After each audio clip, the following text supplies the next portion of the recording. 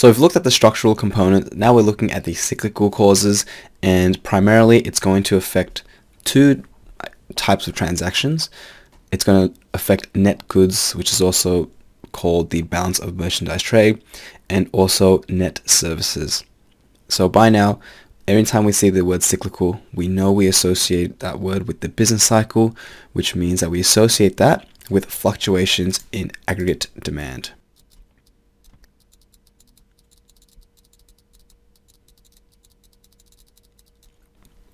So when we're thinking about what are the factors that would affect international trade, we can basically just revisit some of the AD factors that we've looked at already. And so some of the key ones that we think about is the exchange rate, a little bit about interest rates, and also disposable income.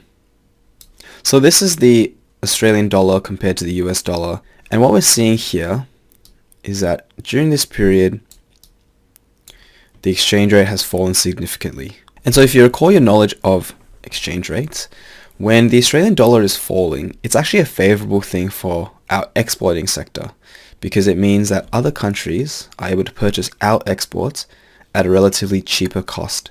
And so they're incentivized to purchase more quantities. And on the flip side, when you think about the exchange rate, because it's lowered as well, there's also less net leakages because with the exchange rate falling, it's more expensive for Australians to purchase international goods, which means that we purchase less, which is ultimately going to help us push towards a current account surplus instead. So these types of transactions don't really affect the capital and financial account, so we're allowed to just review the trade balance changes, and obviously because we're experiencing more inflows through our exporting sector and we're also experiencing less leakages, the current account has a net total or greater credit entries, which is going to push it towards a surplus. Now there are some cyclical factors that can also affect the net primary incomes. And what we're thinking about is how does fluctuations in aggregate demand affect our profit and interest payment amounts? And once again, we look at the exchange rate. So anytime we borrow money, when we make these interest payments, as we reviewed, it's going to come through the net primary incomes. And so depending if the Australian dollar is appreciating or depreciating, it means that we're required to pay either more or less. Now the changes in global interest rates is a relatively easier idea to think about because if interest rates are simply rising, that just means our repayments are going to be higher, and so there's going to be more debit entries on the net primary incomes transactions. But let's have a deeper look at the exchange rates. So as always, if we've taken a loan out, it's going to first have a credit entry on the capital and financial account, meaning that there's going to be something like this happening. And so this next part is just going to be a quick demonstration about how a changing exchange rate, which is an aggregate demand factor, which is directly linked to cyclical causes, is going to hurt our current account balance. So presume that we've borrowed $60 billion from a Hong Kong bank and the exchange rate was at $1 to 6 Hong Kong dollars.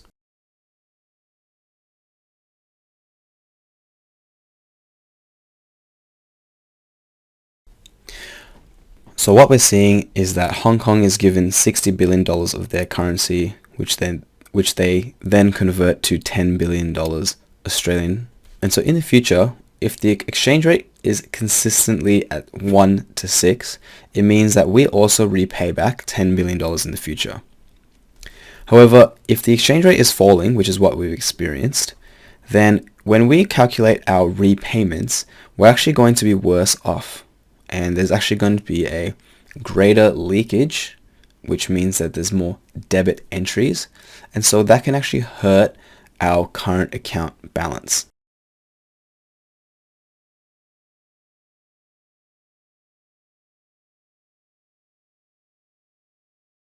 So let's summarize what we've just seen here. If the exchange rate is falling and we're required to make a repayment of 60 billion back to Hong Kong, obviously we want to convert what they gave us back to Australian dollars to see what our actual cost was. And so we used to receive $10 billion Australian, but what is actually going to happen as a result of a falling exchange rate is that we're required to pay about 10.9 billion. And so in summary, that's more debit entries in the current account, which is going to push us towards more of a current account deficit. However, the key point is this: even though the exchange rate has fallen, and even though it's going to affect our repayments through the net primary income transactions, ultimately, the benefits that Australia has experienced through the greater and improved exporting sector outweighs the negative effects that is occurring through the net primary incomes. And so that's actually how we've been able to achieve the current account surplus in recent times. So let's summarize everything that we've gone through. The structural component is about long-term transactions, and it's primarily going to affect the net primary income transaction. And the problem we have is called the savings and investment gap, where as a country, we tend to spend more than we actually have. And the way we source this additional spending is through borrowing.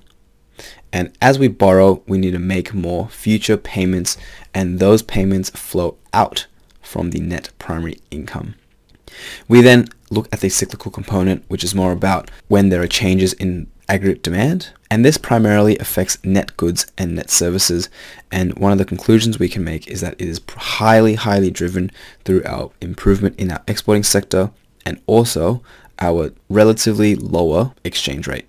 We also looked at how the net primary incomes could also be affected by the cyclical component as well, highlighting how the exchange rate can change our relative costs of borrowing.